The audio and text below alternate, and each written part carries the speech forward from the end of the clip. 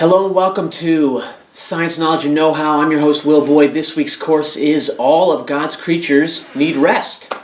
You and I need rest. All mammals, amphibians, birds, all organisms need some kind of rest. And that rest looks very different depending on the type of organism, the type of creature that we're talking about. Some need a whole winter of rest. We call that hibernation. Some need a nightly rest. Some need a more reduced type of hibernation rest, more than just regular sleep, but they need a regular reduction of metabolism and heart rate. That's called torpor.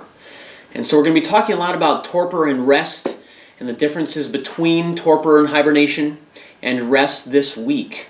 I'm surrounded by some of my favorite books, including Gill's Ornithology, which is just fantastic. Just to read a line from Gill's, and I'll make some of these links available for some of these resources as well.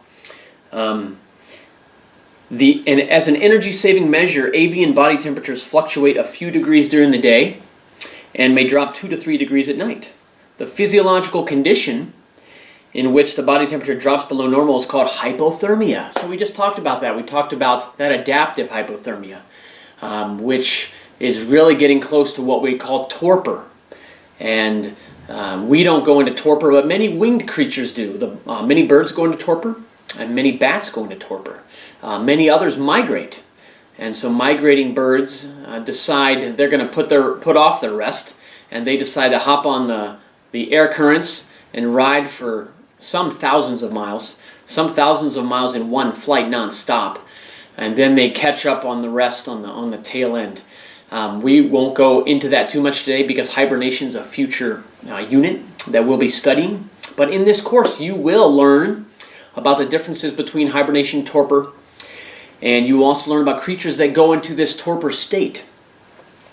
And you'll also learn about sleep. So we don't go into torpor, but we sleep.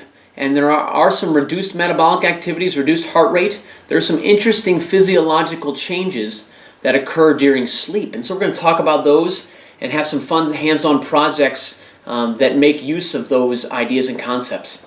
And so we hope you greatly enjoy this week's course, All God's Creatures Need Rest.